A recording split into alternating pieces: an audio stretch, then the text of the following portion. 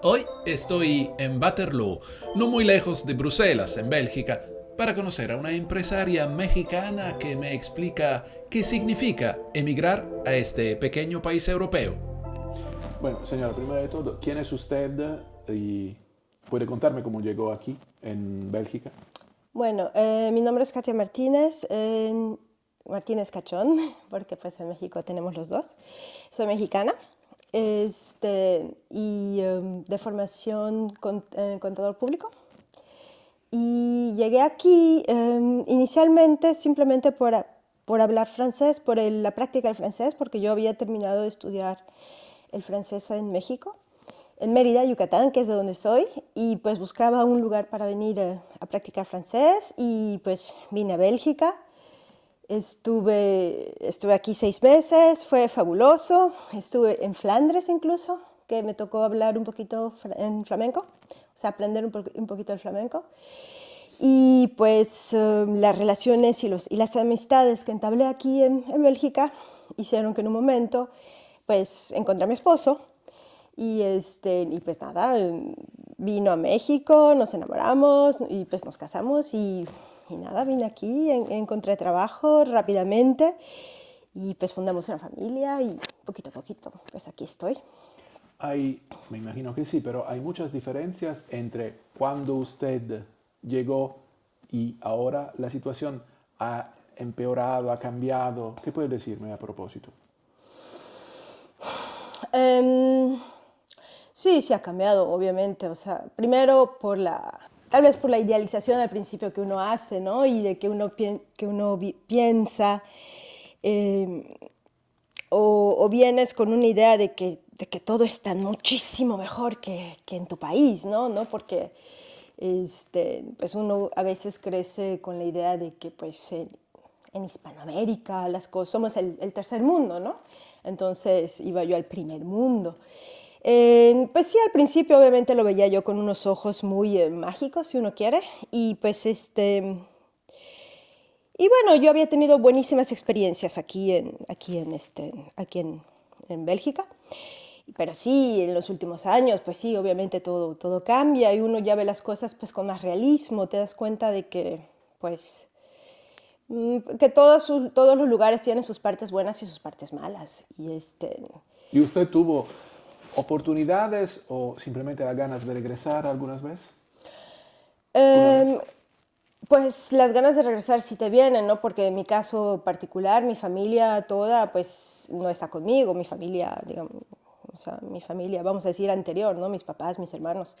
Y eso es lo que más te puede. Hay un poco igual, pues obviamente te hace falta digamos, el calor de tu pueblo, más o menos. Pero sí hay otras ocasiones en las que uno se pregunta, ¿no? O sea, sí, a veces hay cosas que no evolucionan como tú pensabas, pero pues, parece. Le voy a preguntar después si usted quiere decírmelo qué hace. Pero la paradoja más grande es que, uno, yo como europeo he visto que muchos latinos tienen como un complejo de inferioridad hacia Europa y el primer mundo. Y dos, a pesar de Internet, de las redes sociales, hay una ignorancia desde América Latina hacia Europa y desde Europa hacia América Latina. Es decir, la gente no sabe efectivamente qué le espera al otro lado del océano. ¿Qué puede decirme usted o qué se puede decir a nuestra audiencia? ¿Qué puede esperar, por ejemplo, un latino que llega acá?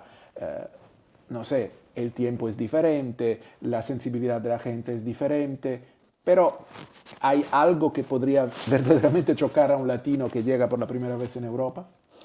Sí, hay muchas cosas, ¿sabes? Es un tema que podría dar para una hora o dos, pero bueno.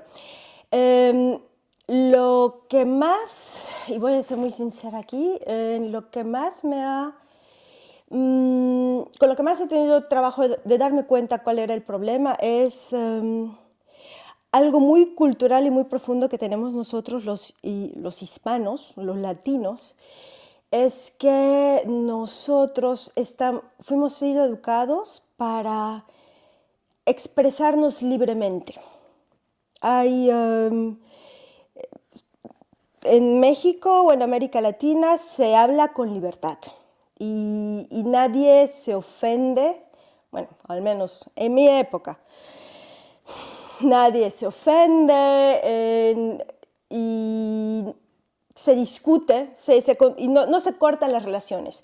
Incluso si uno expresa una opinión contraria o la gente no, o sea, no se corta el diálogo, se sigue hablando. Claro, la gente se molesta, se grita. Es decir, que paradójicamente hay menos polarización en América Latina que aquí. Yo siento que hay mucha más libertad de expresarse y la gente no rompe el contacto. O sea, tú puedes pensar diferente que yo, pero no por eso te voy a dejar de hablar. Al menos así lo viví yo cuando estuve allá, ¿no? Y hasta ahora. Pues me está diciendo que en Europa somos casi más tribales que en América Latina. Porque hay grupos. Tribales, yo no sé si es la palabra. Bueno, lo que siento es que aquí hay muchas cosas que ofenden rápidamente. Y como que la gente se conforma muy pronto, pero es el sistema igual, a ya no decir nada. Y se corta la comunicación.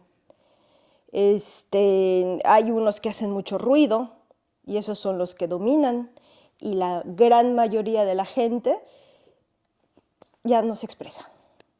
Yo veo que, sobre todo fuera de Europa, llegan informaciones sobre el hecho que los europeos no quieren los inmigrantes, que hay una inmigración masiva, pero al mismo tiempo yo tengo muchos amigos latinoamericanos perfectamente integrados en varios países europeos. Entonces, ¿qué puede decirme usted sobre este asunto? ¿Es la inmigración que es demasiado masiva o a lo mejor tuvimos o hemos tenido una inmigración, yo diría, equivocada, por ejemplo, desde países que al final del día no tienen nada que ver con nuestros valores occidentales o nuestros valores, no sé, católicos, europeos? Bueno, yo cuando llegué aquí la primera vez y llegué a Flandes, y siempre lo he dicho, que Flandes es acusada de ser la parte más racista de Bélgica, ¿no? También hay la división de derechas y izquierdas y ese tipo de ideas separadoras, ¿no? Yo cuando estuve en Flandes, la gente fue maravillosa conmigo. O sea, todo el mundo se interesaba en mí, querían saber quién era, qué hacía, porque estaba allá. Hablaban conmigo, incluso si yo no hablaba muy bien el neerlandés. Y bueno, ya cuando busqué un trabajo aquí, pues lo encontré muy rápido. La gente fue siempre muy acogedora. Incluso mi esposo es de la parte francófona, también, o sea, un poco menos porque digamos respecto a los flamencos, que son muy abiertos, muy expresivos, en Wallonia es un poco diferente, pero bueno, yo siempre me sentí bienvenida. Y eso sí ha cambiado. Pero ¿y por qué ha cambiado? Porque hay se siente en la sociedad un cierto hartazgo, del que me empieza a tocar a mí pagar las consecuencias. Cuando yo vine acá y me sentí extremadamente acogida y todo funcionó muy bien, ahora ya es un poco diferente. Ahora sí ya realmente empiezo a percibir ciertas actitudes un poco negativas. Las razones son muchas, ¿eh? La gestión del país tiene sus... Pues yo creo que la gente no está muy contenta, yo creo.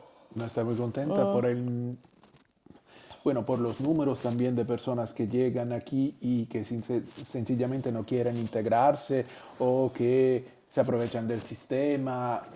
No, verdaderamente estoy preguntando porque yo veo que si artesanos latinoamericanos llegan aquí, sobre todo en Europa del Norte, el trabajo lo encuentran, no fácilmente, pero lo encuentran. Sí. Pero hay mucha gente, por ejemplo, que simplemente llega aquí y con respeto hablando empieza a hacer hijos y no aporta al sistema, solo se aprovecha del sistema.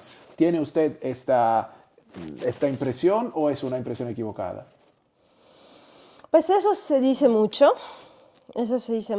y me ha tocado ver cosas en las que entiendo las reacciones de algunos, vamos a decir, belgas, ¿no? Porque ahora no puedes decir belgas de origen porque está mal visto, porque es la censura, ¿eh? Que hay un montón de cosas que no se pueden decir, uno no se puede expresar libremente. Pero sí me ha tocado ver, por ejemplo, un muchacho que buscaba una casa o un departamento, porque aquí hay vivienda social, ¿no? Y que él no clasificaba para ese tipo de criterios, porque a pesar de que era alguien que realmente necesitaba, es alguien que incluso tiene un problema de, vamos a decir, una cierta, que clasifica como enfermedad mental, pero bueno, sí. O sea, sin ser nada, digamos, demasiado diferente. Y pues sí, y que siente que a él no le tocan las cosas. Yo creo que la gente pobre siente más ese tipo de cosas. Cuando, por eso se dice, ¿no? Que los famosos bobos no están en contacto con la realidad, porque la gente pobre, por ejemplo, este muchacho, no podía tener una vivienda porque esa vivienda se iba hacia otras manos. Que también, obviamente, es el juego de los políticos. Los políticos se la dan a quienes sienten que van a votar por ellos. Y si no se la dan tal vez a quien más lo necesita. Paradójicamente, el hecho que un gobierno o un sistema se preocupe de sus ciudadanos desde la cuna hasta hacia la tumba, vamos, hacia la muerte, ¿no podría también cortar las alas de quien desea hacer algo, crear algo? Sí, mi opinión es que, bueno, yo siempre pensé que efectivamente había un desestímulo hacia la actividad y que justamente se buscaba crear una clase asistida, lo cual es cierto, o sea, hay mucha gente que depende del Estado y eso no es sano porque entonces perenizas a los que están en el poder y es lo que explica también que es tan difícil cambiar a los líderes o a los partidos gobernantes en Europa en general, ¿no? Actualmente yo veo problemas más difíciles, o sea, que salen digamos, del ámbito nacional. Ahora el problema es que es muy difícil lanzar una pequeña empresa cuando la ley está hecha en beneficio de las multinacionales. ¿Y por qué todo, o sea, ¿y por qué la ley, digamos, hay un exceso de reglamentación, ¿no? Que sí, que para proteger al ciudadano y tal, pero ¿qué termina pasando? Que solo son los grandes capitales que pueden operar en un mercado así. Y es muy difícil para una persona lanzar su propia empresa. Y me imagino que ese sistema mata también la clase media, porque habrá los ricos, los súper ricos y los pobres, los demás. Pues es que yo le llamo la aspiradora de riqueza. Obviamente está matando, pues sí, la clase media, porque todo lo que es pequeña empresa es muy difícil. Tienes que realmente, pues no lo sé, tener una asociación muy grande, o sea, crear una empresa con varios socios y con un capital fuerte para poder sacarla adelante. La pequeña empresa, el pequeño independiente que se lanzaba antes y que lograba crecer, pues hay sus historias, pero pero pues yo creo que pues pues es más difícil, ¿Puedo o sea, preguntarle de qué se ocupa usted ahora?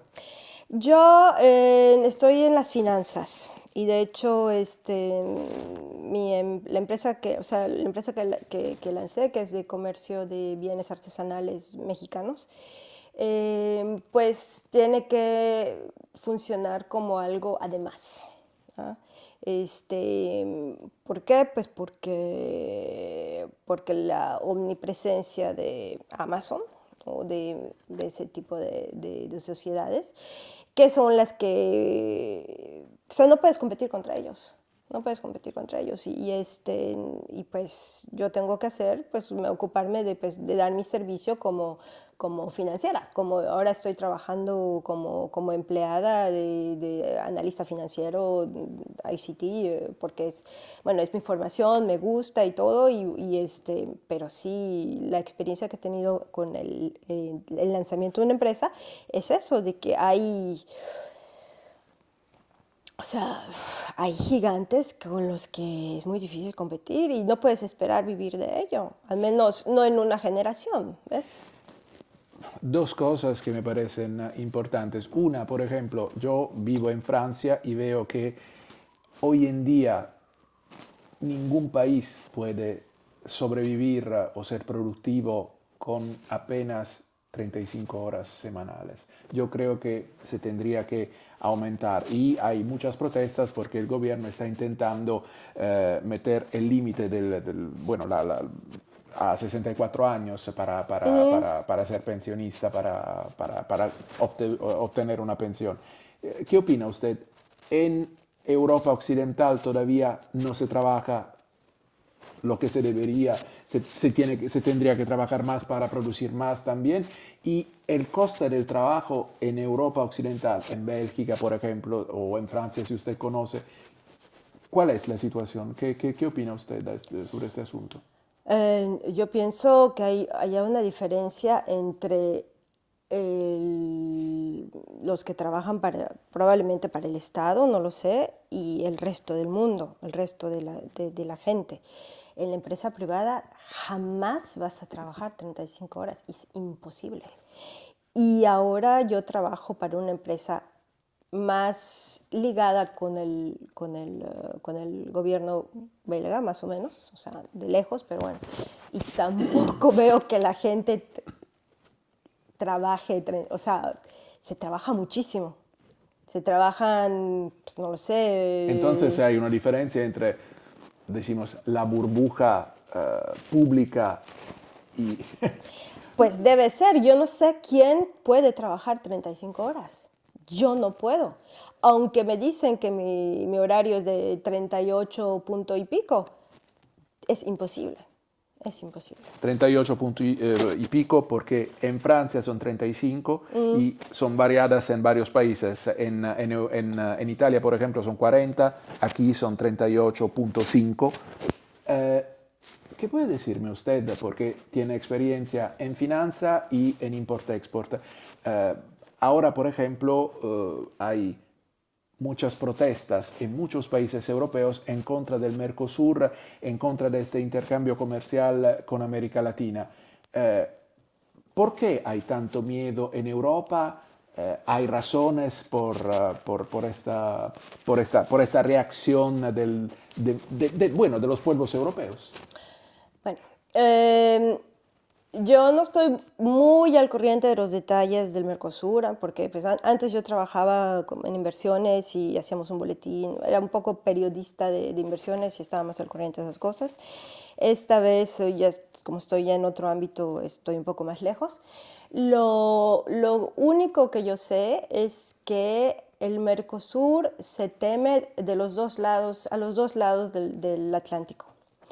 Eh, Porque en Argentina, Brasil, hay miedo por las malas experiencias que se han tenido antes con los tratados de libre comercio, que ellos sienten que se ven invadidos de bienes manufacturados que matan a la competencia local, nacional, y que ellos no pueden vender nada a los países del primer mundo, ¿no?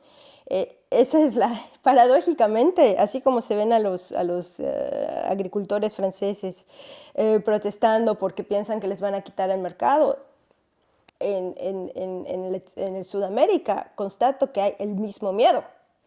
Entonces, yo pienso que el problema está en la calidad de la información que se da, porque obviamente estamos hablando de un tratado bilateral que es enorme, y para poder dar una opinión de si es bueno, si es malo y tal, bueno, pues hay todo un equipo de profesionales que están dedicados a eso. Obviamente hay sus intereses y tal, pero bueno, no se puede decir, o sea, solamente, me da la impresión de que solo la información que se da en los medios generales lo que busca es crispar los miedos. Bueno, es lo que vende. Sí, sí, efectivamente, y siempre hay o sea, depende del canal que veas, ¿no? Del gobierno que sea y del financiamiento que se le dé a esos medios. Entonces, a mí me parece que no se sabe, o sea, la verdad es que la información no es buena. O sea, habría que leerse todo el tratado y comparar con tratados anteriores o con otros tratados. Por ejemplo, el tratado que se hizo aquí con Canadá, ¿no? Que también creó mucho miedo y al fin y al cabo se firmó. Entonces, digamos que intuitivamente yo pienso que no puede ser malo diversificar tus socios, tanto para América del Sur, para desarrollar un tratado con Europa. No puede ser malo porque diversifica o sea, reduce su dependencia de los otros socios, en este caso de Estados Unidos. No puede ser malo. Y para Europa tampoco, porque la famosa multipolaridad no es mala, porque así, digamos, para mí eso crea un equilibrio, si no somos demasiado dependientes de uno. Y ese uno tiene demasiado poder sobre nosotros. Señora, a nivel social, ¿hay crispación entre comunidades? Antes yo me acuerdo que Francia, Bélgica, acogían comunidades que se mezclaban. Ahora veo que esto es un poco más difícil. ¿Es una percepción equivocada o qué opina usted? ¿Cómo es la situación aquí en Bélgica? Porque yo conozco la situación en Francia, donde tuvimos enfrentamientos callejeros muy violentos el año pasado, hace 2 años. ¿Cuál es la situación aquí ahora en Bélgica?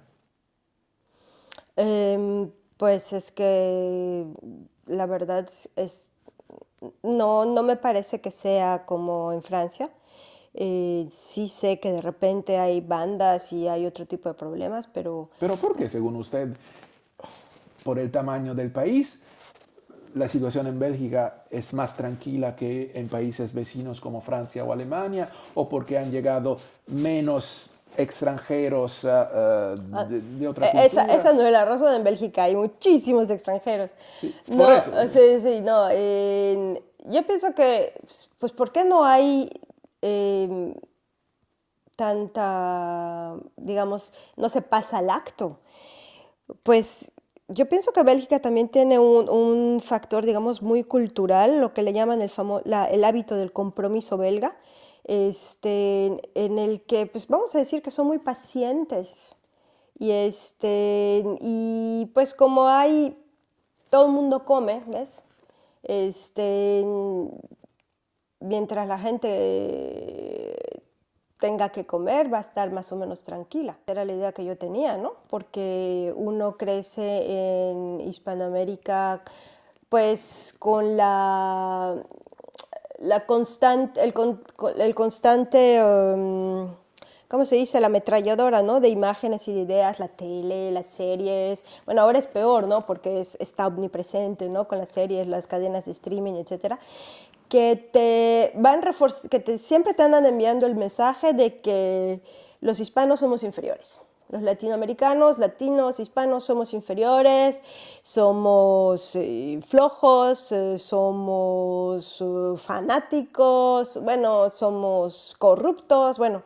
Y entonces, bueno, uno crece con esa idea, ¿no? De que eres tercer mundo y de que el primer mundo debe ser tan bueno, ¿no? Entonces, pues yo cuando llegué aquí muy rápidamente me di cuenta de que para empezar esa apertura a la que siempre a mí me habían empujado, porque según esto yo era una fanática, y pues obviamente uno tratando siempre de ser más abierto, ¿no? Porque eres una fanática, tienes que abrirte. Lo primero que constaté aquí cuando llegué es que hay muchas puertas cerradas, ¿ves? No hay tanta apertura como se dice. Cuestión formación profesional, no tenemos nada de que envidiar, la verdad. En todo caso, la formación que yo recibí en la humilde Universidad Autónoma de Yucatán, que es una universidad del sur de México, fue una formación de muy buena calidad, porque yo recientemente seguí una maestría en finanzas aquí en una business school de Bruselas y constaté que la formación que yo había recibido, porque yo llegando pensando que iba yo a tener un cierto, bueno, ya tenía evidentemente la experiencia profesional, pero yo me dije, no, igual habrán ciertas lagunas. Pues la verdad es que no, en lo absoluto. Y es más, habían cosas que yo sabía porque la formación había sido muy completa, vamos a decir, que algunos compañeros no sabían. Y bueno, o sea, te das cuenta de que sí, efectivamente, recibes algo de calidad y lo puedes usar y te puede servir para evolucionar aquí, ¿no? Y pues como decía yo anteriormente, yo siempre me sentí muy bien recibida y he funcionado, pienso yo, bastante bien con el sistema y bueno, o sea, así como yo, hay muchísima gente, muchos latinoamericanos, mexicanos, ahora hay mucho argentino. Señora, Sí. perdone si la interrumpo. Muchos latinos, por ejemplo, simplemente por miedo, porque creen que las culturas no son tan diferentes, intentan mudarse, intentan radicarse en España o en Italia o en Portugal, donde la situación laboral, del mercado laboral, es bastante complicada. ¿Qué se podría decir a una persona que, por ejemplo, a un joven profesional que quiera intentar mudarse a Bélgica? Eh, ¿Qué son, por ejemplo, los errores que no tienen que cometer, los primeros pasos que se podrían hacer para informarse, para sí, sí, buscar sí. oportunidades aquí? Bueno, se puede aplicar directamente a distancia. Hay una búsqueda de profesionales cualificados. Eso siempre hace falta aquí. Yo tengo amigos mexicanos que han aplicado desde México y son muy válidos y los contratan y llegan y pues obviamente aquí hay los dos idiomas, francés y neerlandés, bueno, también hay el alemán, pero con el inglés es más que suficiente. Además de que, por ejemplo, no se sabe tal vez lo suficiente, pero en Bélgica se habla español por todos lados. Además que ahora tenemos también muchos españoles trabajando en Bruselas. Así que en cuestión de lengua, con el inglés se va por todos lados y pues sí, te contratan. Y Te teniendo en contratan. cuenta que Bruselas es como una isla francófona en un mar de Neerlandófono, flamenco, ajá. ¿se puede encontrar hablando inglés y no hablando flamenco, por ejemplo, en otras ciudades de Bélgica? Sí hay mucho, bueno, para los profesionales, que es de lo que estamos hablando, pues sí, son más bien las capitales, es Bruselas, Amberes Pues tal vez un poco Gante, yo creo que también. ¿Y hay unos dos errores que absolutamente no se tienen que cometer si quieres radicarte, por ejemplo, en Bélgica? Dos errores. Bueno, yo creo que algo que en el caso mexicano, en todo caso, hay que ser muy concisos cuando uno habla. Estamos muy acostumbrados a hablar, pues eso, libremente, ¿no? Y tenemos todo el tiempo de platicar, de intercambiar y tal. No, aquí no. Aquí hay que ser terriblemente conciso y bueno, ese es digamos, un consejo que yo daría. Pues, ¿qué otra cosa de no hacer absolutamente? Pues es que no veo nada más. O sea, tienes que trabajar correctamente Y normalmente el trabajo vía internet, vía las embajadas, o es posible también llegar aquí como turista y tomar los contactos, crearse una red y después regresar. ¿Y cómo funciona? ¿Cómo podría ser? yo Porque creo. es un poco diferente que Estados Unidos, me imagino, ¿no? En la Pues búsqueda de bueno, trabajo. Sí. sí, bueno, o sea, yo encontré trabajo aquí sin ningún problema, ya digamos como belga, no era belga yo todavía, pero y seguí los mismos caminos que los belgas y ya está, encontré trabajo. ¿Cómo se hace ahora también? Pues pones generas tu perfil en LinkedIn y la gente te contacta. Este, Ahora, a mí me parece que es más fácil o responder a los anuncios de las empresas. Y si tienes un perfil que hace falta y que no se encuentra acá, pues la empresa hace el resto. Yo pienso que eso es, digamos, Y el se camino encarga más. también, por ejemplo, de los permisos, Ah, si tú sí, sí, necesitas un sí, sí. visa. Las personas que yo conozco, te digo, en particular mexicanas, así lo han hecho y no han tenido absolutamente ningún problema. Estamos hablando, obviamente, de universitarios. Este, y Y artesanos, por ejemplo, ¿usted cree que una persona que sepa trabajar la madera podría tener una opción, encontrar aquí, algo? pues yo pienso que sí, desde el punto de vista de demanda y oferta, porque no hay. Ahora ya entramos también en el aspecto tener clientes, ¿no? El mercado está saturado con bienes importados de otros países, comercializados por algunos gigantes, y eso bloquea a los artesanos. Lo sé porque he tratado de imponer un producto, no imponer, perdón, o sea, hacer conocer un producto mexicano y pues todo lo que es comercio y manufactura pues está en algunas manos y eso es lo que yo decía, que es muy difícil hacerle competencia a los gigantes. Señora, muchísimas gracias.